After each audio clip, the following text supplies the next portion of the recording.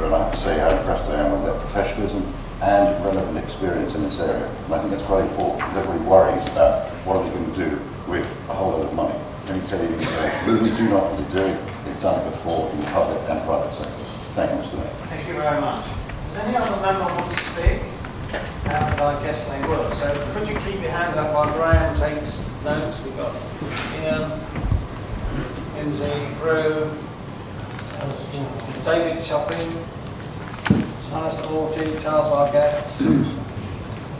Got it? Yeah. Start with you, Charles. Thank you, Mr. Mayor. I think we're all aware of the financial position of the Council. Big reductions in funding over the last few years put our finances under pressure.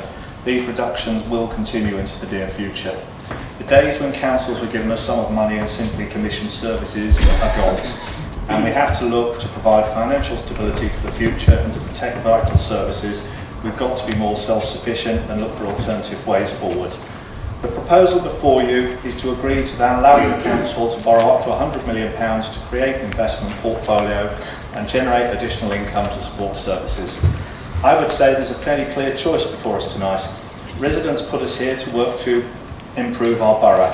I believe it's in the best interest of our residents for us to become more self-sufficient and to try and generate extra income wherever possible in the lowest risk way.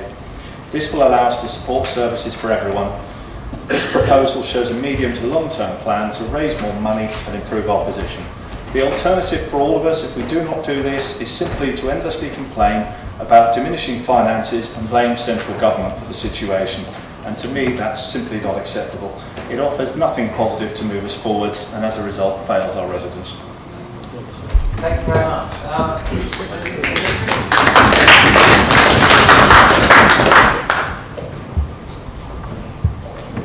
Whilst the concept of a property portfolio is a good one, we are strongly opposed in the details of what's happening.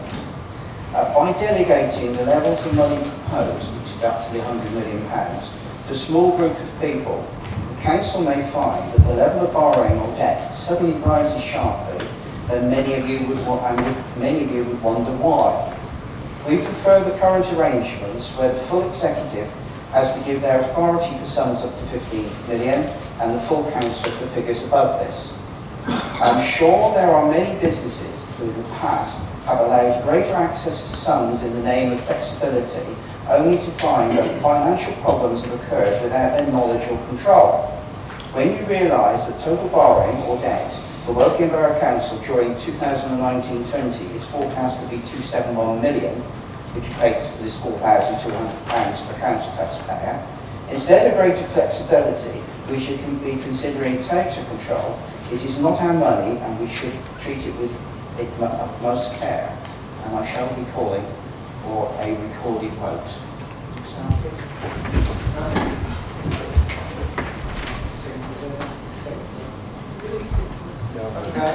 More than six. There will be a recorded vote. Councillor Horty. Thank you, Mr. Mayor. I applaud this initiative, and I know that a number of our neighbouring authorities invest via the Public Works loan board in similar commercial schemes. They're achieving returns of up to 7%. So if we take the cost of borrowing at 3%, and let's say we are able to invest in an investment that yields 6%, and we take the 20 million figure that's mentioned, that provides £600,000 of income to this council that we can use to provide much needed services to our residents. I think that's a really big plus point with what's being proposed here this evening. It'll enable us to fund key services, and it'll enable us to maintain control of our finances. I think we do have to think commercially, we have to think outside the box, and I think this is a really strong proposal that has come before us this evening. Thank you. Thank you very much, Alistair. Councillor Pittock. Thank you, Mr. Mayor. Whilst I very much like the public loans approach, very good way of money, this additional £100 million seems excessive, coming on top of current debt levels and risks. But where it really worries me is that this delegation gives excessive powers to an official and an executive. by bypassing the full executive and the full council. Members should understand that members who vote for this may be liable to surcharge in later years. Thank you, Mr. Mayor. Thank you very much. Councillor Chopping. Thank you, Mr. Mayor.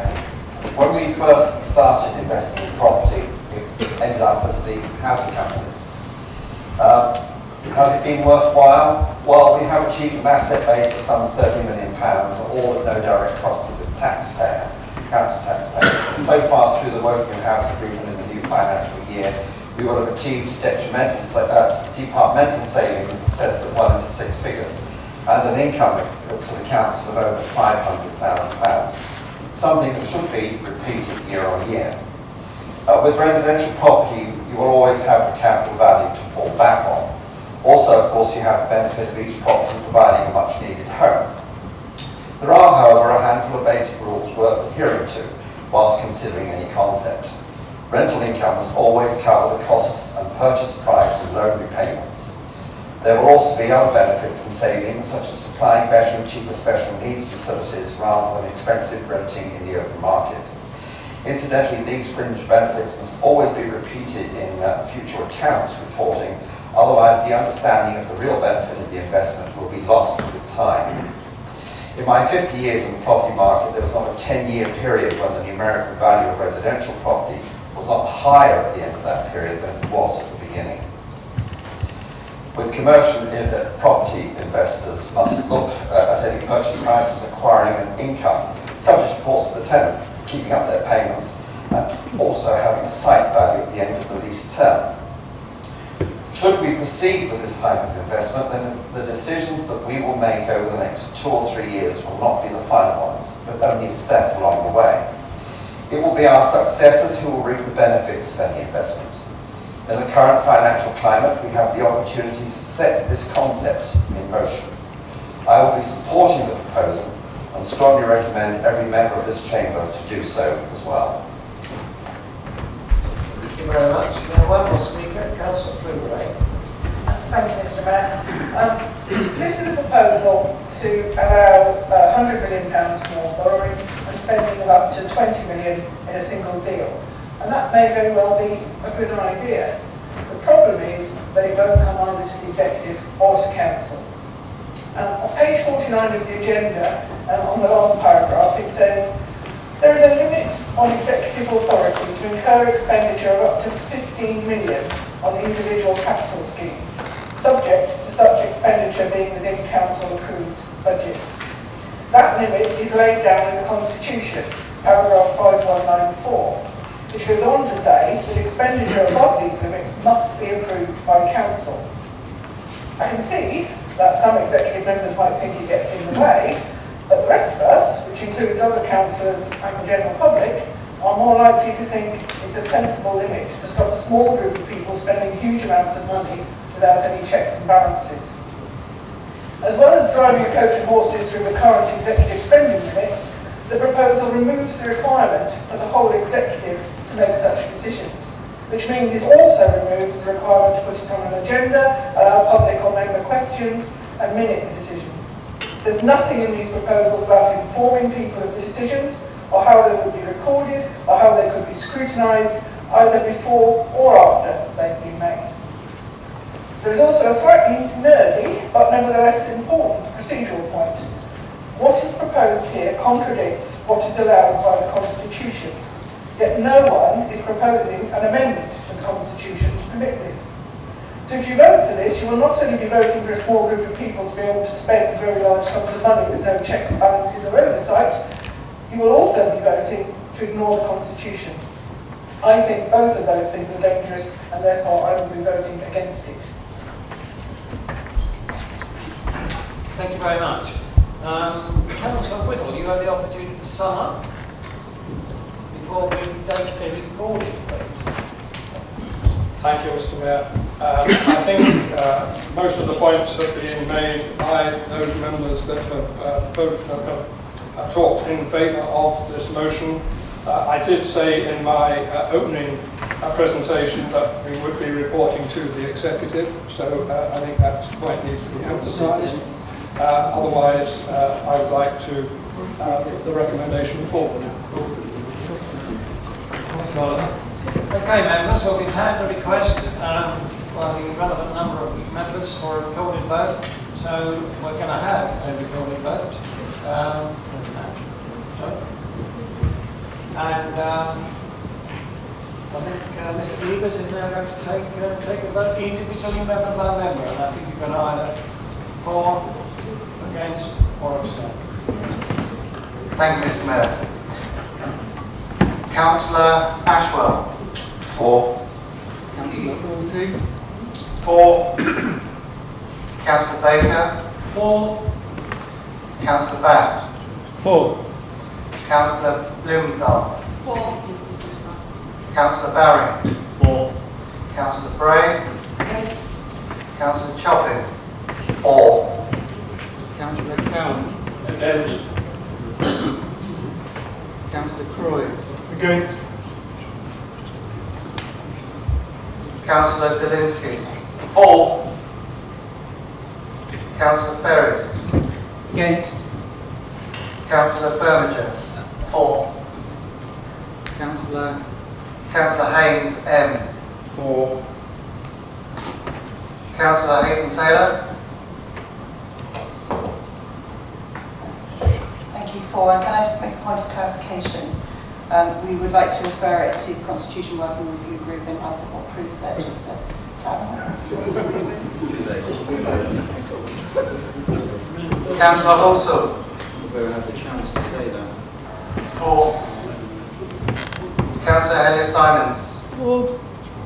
Councillor Horton. For. Councillor Halsworth. For. Councillor Jones. Councillor Jones. Against. Councillor Jorgensen N. For. Councillor Jorgensen P. For. Councillor Kaiser.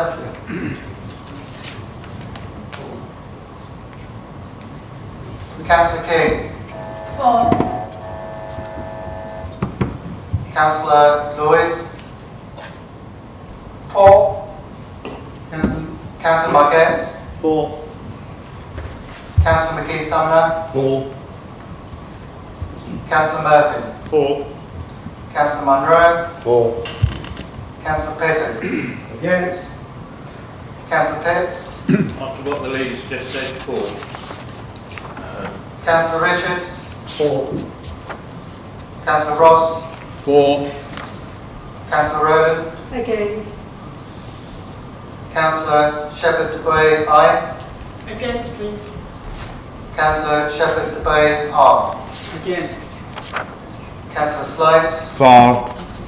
Councillor Smith C. For. Councillor Smith W. For. Councillor Stanton. As the mayor, I will abstain. Councillor Swaddle A. For. Councillor Weeks. For. Councillor Whittle. For. Councillor Eunice. For.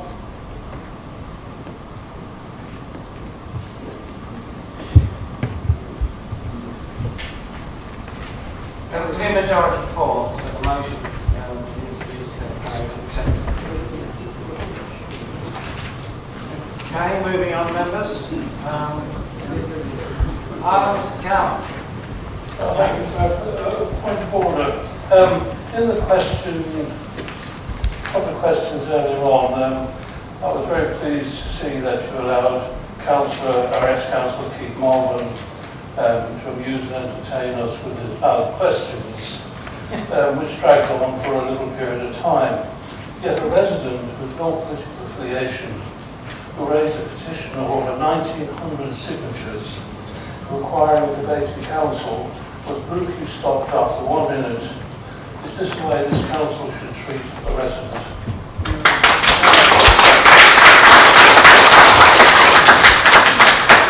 Thank you very much, Gary. The rules say 1 minute for petition, and that's essentially what I'm here to do, is to enforce the said we were entertained by Keith Malvern. Not a word I would have chosen, actually. Who continually broke rules, to my consternation. And what you can't do, and I think Keith understood that I was not in support of what he was doing, and to have treated him in that way, and to have treated somebody else differently, would have been wrong. I think the fact that he has handed in that petition with those significant numbers on it is a significant piece of work. I do agree with you. We do have to stick to the game plan. But thank you very much for your point as ever. Item 53. Oh, I need a strap, so. Item 53. Report on the Independent Remuneration Panel on members' allowances. And I think Mr. Tom Berman is going to make a presentation, sir? Yes. Would you like to do that now? Thank you. Mr. Mayor, members, ladies and gentlemen, my name is Tom Berman. As chairman of your Independent Remuneration Panel, I'm grateful for this opportunity to present our report for this year. I should first introduce my two hard-working colleagues, Nick Oxford, the Vice Chairman, and David George, and also to say a warm thank you to Arabella Yandel from Democratic Services for her advice and support as our Secretary. Members may remember that the previous Independent Remuneration Panel recommended, amongst other things, that the Council move to a system of paying for only one special responsibility allowance per member. Last November, this Council voted that down. Following that, three things occurred. First, the previous panel resigned. Secondly, it should be noted that the number of members receiving more than one SRA has reduced significantly. And thirdly, a replacement panel was appointed, but only in April this year. That's the three of us. Because of the late appointment of this panel, we effectively had only 6 months to prepare a report for 2017.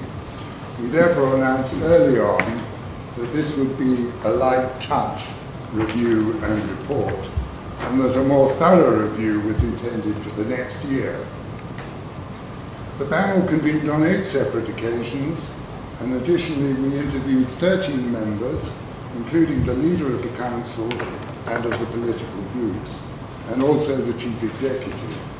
We also issued a questionnaire to all members, receiving a response from 27 councillors.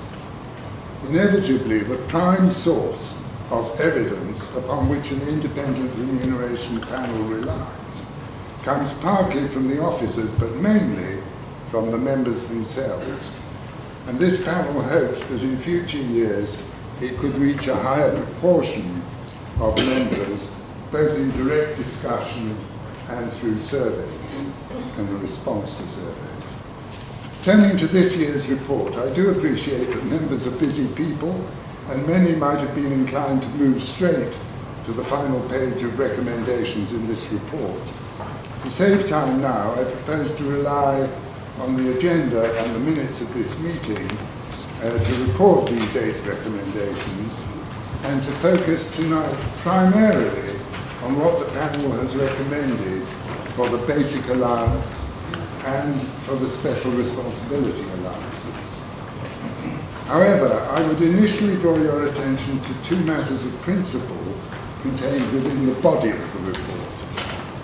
First, in regard to councillors doing the job pro bono, or as volunteers, the panel was impressed by the evidence that this is, in the main, a genuine motivation. A number of members explaining that when they started, they were surprised to discover that there was any remuneration attached to the work. In this report, we comment further that citizens who volunteer to work as councillors, and incidentally are brave enough to put themselves up for election, are not radically different to volunteers in other walks of community life, in that the small proportion of members who willingly choose to take on the main responsibilities and the majority of the work is generally the same small proportion as in all spheres of voluntary work. The panel considered this relevant when addressing the issue of special responsibility allowances. Secondly, I should highlight that this panel was rigorous in testing each of its recommendations against three core principles. One, is it affordable relative to the Council's budget constraints? Two, is it reasonably similar to good practice in other unitary authorities in the region? And three, would borough residents consider it to be fair? With these principles in mind, I now refer to our two main sets of recommendations relating to the basic allowance and to special responsibility allowances. We are recommending that the time contributed part of the basic allowance be increased by 1% backdated to 1st of April 2017. This matches the current increase in officer pay. In regard to the component of the basic allowance for out-of-pocket expenses, the panel took into account representations made to it concerning car park expenses at Shoot End and the significant fact that out-of-pocket expenses had been held at the same level for 8 years, and accordingly we recommend that this component be increased from £500 to £600 per annum. In regard to the third component of the basic allowance, namely the provision of IT, communication and home office facilities, we recommend no change to the existing £500 allowance. These three elements of basic allowance, when totalled up, raise the allowance from £7,618 to £7,784 per annum, an increase of just under 2.2%. In relation to the aforementioned core principles, the panel considered this to be fair and reasonable. And I would also comment that looking at the comparison of basic allowance in unitary authorities in the South East, Wokingham Borough Council is at the bottom end of the scale, if not actually the lowest. We're currently waiting to receive the latest statistics on this for 2016. In regard to special responsibility allowances, there's been some confusion about the linkage, the possible linkage, between SRAs and remuneration to non-executive directors, NEDs so-called, on council-owned companies, and payments to council-owned outside bodies, such as the Royal Berkshire Fire Authority. We have received legal advice, which, in the simplest terms, says that IRPs have no remit and can take no initiative to make recommendations in these areas. And this point is reiterated in our report. Our main recommendation is that with effect from the 1st of April 2018, special responsibility allowances should be limited to one per member, that being the one with the highest value. More than 2/3 of members responding to the panel supported this, and it certainly meets our core principles, in particular bringing the borough in line with the majority of unitary authorities in the South East. Apart from this, our only other recommendation relating to special responsibility allowances is that this year there should be no change to the multiples of special responsibility allowances paid to those roles as set out in the current members' allowance scheme. This is something that the panel intends to tackle next year, a much more onerous task involving close consultation with officers and members, and the reason for making the comparison with this year's review and report as only light touch. Mr. Mayor, Thank you very much for listening. I commend this report to you and trust that it will have your support. Thank you. Well, thank you very much for presenting. We have two members. Thank you very much, much appreciated.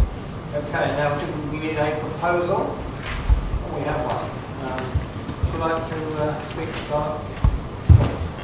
Thank you very much, Mr. Mayor. Firstly, I'd like to start by thanking the IRP for their hard work in putting together this report. I know that they had meetings with a number of councillors, including myself, and they considered a great deal of evidence to draw up their recommendations. I also want to stress the independence of the IRP. Its members come from the community, from different backgrounds, and they sit apart from councillors' influence. That's why I think it's important not to play around with their recommendations without good cause, and our opposition seems to chop and change on this issue. This brings me on to a statement put in the press by Councillor Croy. He claims that somehow this report is written by the Conservative group, that it is our recommendations before you tonight, and this is absolute nonsense. They are an attack on the independence and the impartiality of the hard-working members of this panel. I want to highlight in particular a claim by Councillor Croy relating to out-of-pocket allowances and an increase for car parking. In the Wokingham News from the 15th of November, there is the following sentence.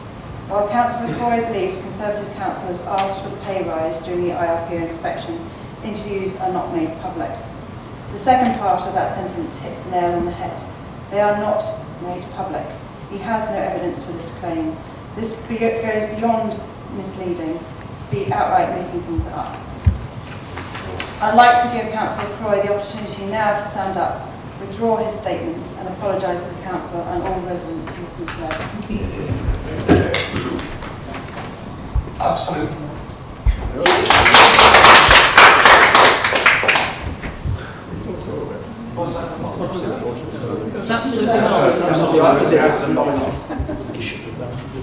In which case, I'd like to say that this kind of behaviour is not fit for a public servant and should be not tolerated in this council. This is the kind of thing that should be referred to the Standards Committee, particularly given that members are supposed to adhere to the noble principles of public life, especially honesty and integrity. Perhaps he should refresh his knowledge of this chapter in the Constitution, it's 9.2. I'm recommending to the Council that all of the IRP's recommendations are voted through. However, I do not feel that it's appropriate this time, particularly while we have free parking at Shoot End after 3, for all members to receive an extra allowance for car parking at council offices. I have a letter signed by Conservative members to say that they are willing to forgo the increase. Therefore, whilst I would recommend to the council that all IRP proposals are voted through to respect their independence and impartiality, I'd also recommend to all councillors that they voluntarily forgo the extra £100 until the next IRP review takes place.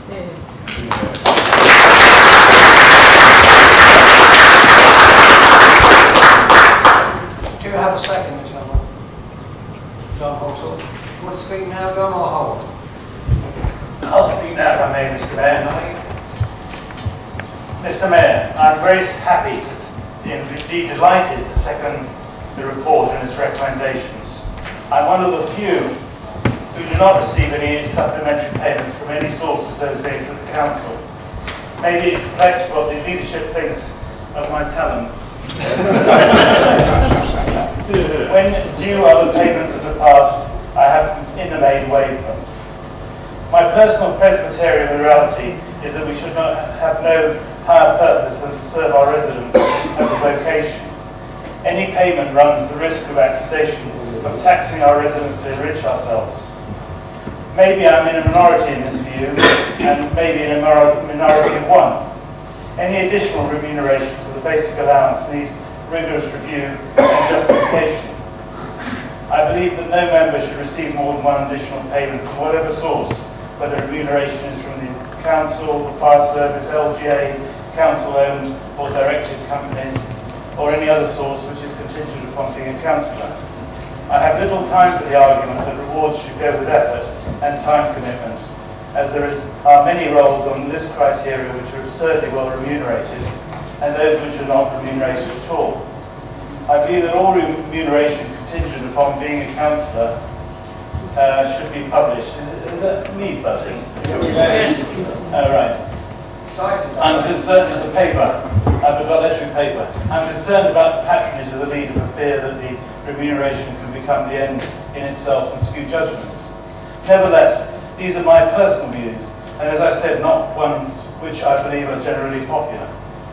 To resolve these issues, we have been blessed by having a very responsible, experienced, committed residents who have been prepared to sit on the independent remuneration panel. They are there to act on behalf of all members and residents. They adjudicate on these matters. It's following me around. I thank them as they are not remunerated and do what they do voluntarily as a vocation. If they are committed to their job as they see fit, they remove any political or personal bias from any remuneration received by members. I thank them and am pleased to make my views subservient to their judgment, as they take an independent and impartial view. It is churlish for any party to take any other view. I would like to recommend that all members support in its entirety the recommendations of the panel. I shall be doing so. Thank you. Thank you, Mr. Mayor. Thank you very much. Do any other members wish to speak? So we have 5 noes, Pittol, 2,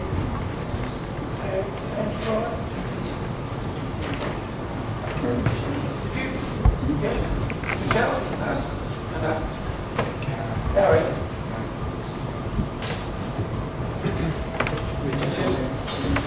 Richard? Keith? Nobody else? Okay. Well, so, why not Keith? Thank you, Mr. Mayor. It makes a pleasant change not to be responding to the IRP report as leader, as it allows me the freedom to express my personal views. Last year, I broke with convention and encouraged members of my group to vote with their conscience. As a result, a large number of Conservative councillors did not support the amendment. I hope that such flexibility is again in place to allow each individual councillor to express their own personal opinion. Turning to this year's recommendations, I strongly support the view that no one should receive more than one SRA, a view that I can now publicly state as I'm no longer constrained by the wishes of my group. So I have every confidence, so I'm encouraged by the mood music from my group, so I have every confidence that this will be passed. I would like to thank the current leader for succeeding where I failed in creating the right atmosphere to achieve this. I know that Councillor Croy has been trailing this report for many weeks, and we've heard some extracts already. What he's constantly omitted to mention is that this particular recommendation, £100, was not coming from councillors, but from the independent remuneration panel. The key word here is independent. Either he has forgotten what that means, or he's suggesting that the IRP was unduly influenced by Conservative councillors, which I think is a direct insult on the members of the panel. Exactly a year ago, he was one of the loudest voices about the Conservative group ignoring the IRP recommendations, and they should be implemented. Move forward a year, and this time he is saying councillors should ignore the recommendations, and they should not be implemented. I'll leave others to draw their own conclusion about why he has flip-flopped in this way. I started my contribution by saying I now have the freedom to express my own personal views. Not for the first time, I think it would be inappropriate for me to accept any form of increase, and therefore I have notified Democratic Services that I will not be accepting any change in my remuneration. Furthermore, under my tenure, I did ask the IRP to review NED payments as part of their remit. I am disappointed that the new panel has felt unable to continue that. There is that discretion. I personally have been drawing an SRA and an NED allowance since the 19th of June this year. I've struggled to reconcile this with my views on multiple allowances, and I've come to the conclusion that this cannot continue. Therefore, I have given the leader my resignation as an NED with effect from the 1st of December. Thank you for listening to me. Thank you very much. Clive Jones. Thank you very much, Mr. Mayor. I will be voting with the rest of the Liberal Democrats group in support of the decision of the IRP panel. I was very pleased to hear that the Conservative group will not be accepting the £100 increase for car park charges. I will be writing to Democratic Services to say that I will not be taking an extra payment of £100 for car parking until the council agrees to reimburse car park costs for members of the public, such as school governors, neighbourhood action groups, parish and town councillors, and others who attend formal meetings at Shoot End with councillors and officers. I cannot see why councillors should have their car park costs covered when other people attending council meetings don't. I will, like the rest of this group, be donating the increase in allowance to charity. My choice will be Wokingham Citizens Advice Bureau, which has not had an increase in funding from Wokingham Borough Council for several years. They do a fantastic job for our residents and deserve our support. I will be supporting the panel's recommendations. Thank you, Brian. Gary? Councillor Carroll? Thank you, Mr. Mayor. I would also like to echo my thanks to the IRP for the excellent work they've done in such a short space of time. I will be abstaining from the vote, but I would just want to make one comment. I had intended to say I would refuse the additional £100 offer for car parking. So I've actually changed my mind on that. I will accept the £100 and I will donate it to Rob for his charity.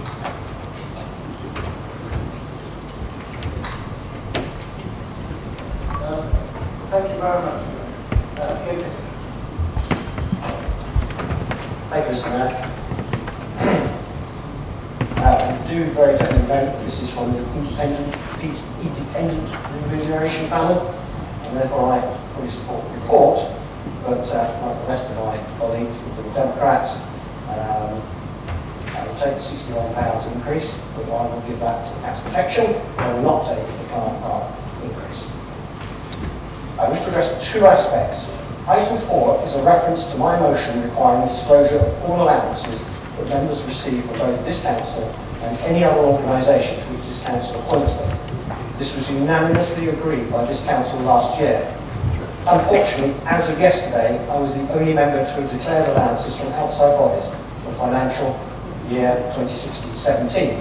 Other members, all Conservative, had not done so.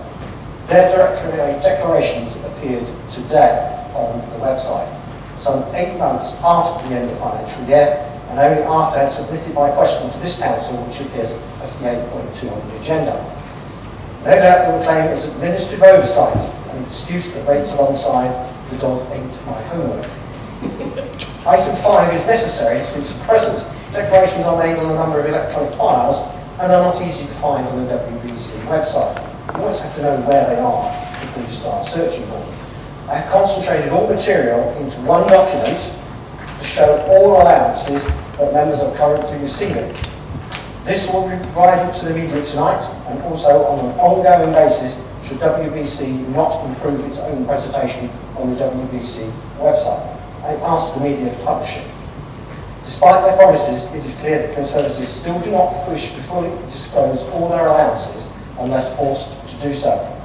This includes the local authority trading companies, the Royal Berkshire Fire Authority and the Thames Valley Fire Control Service, which they only receive from those bodies because they are first and foremost members here and are only then appointed elsewhere.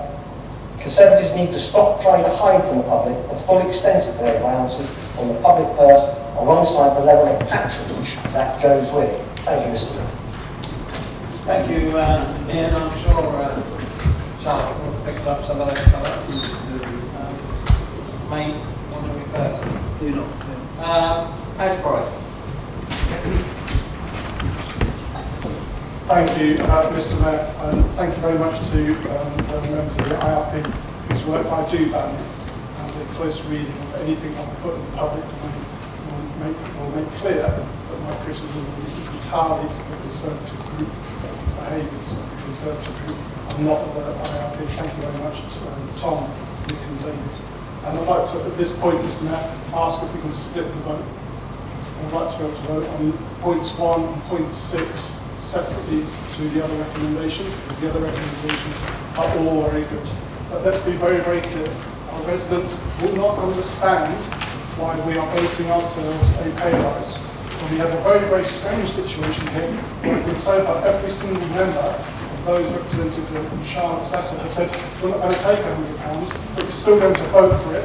And that's what I said. I said we'd vote for it, and that's what you're going to do. Prove me wrong, vote against it. Don't just sign a letter, vote against it. The IRP makes recommendations. It doesn't compel us to accept those recommendations. We are politicians who are deciding what to do with public money. Conservatives go on and about looking after public money.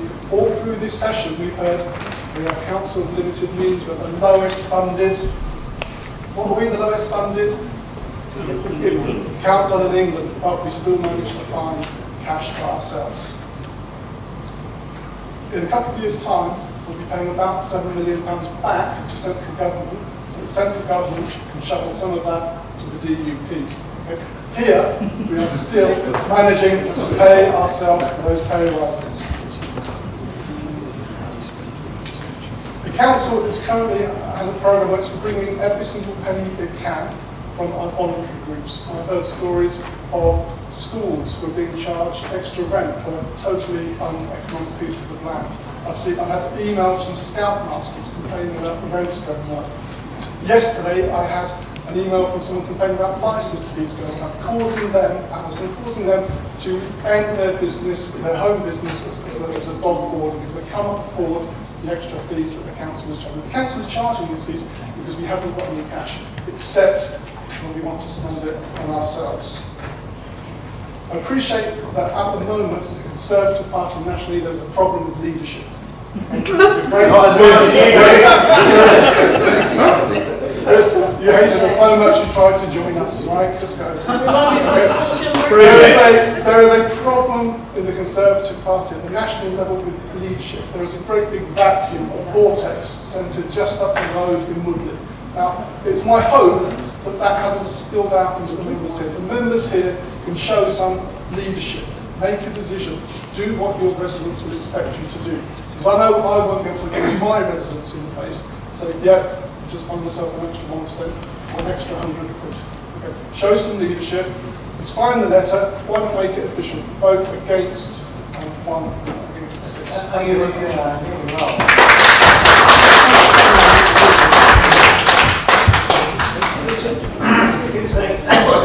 Structural meeting. Richard Dudley speaking. Is he here?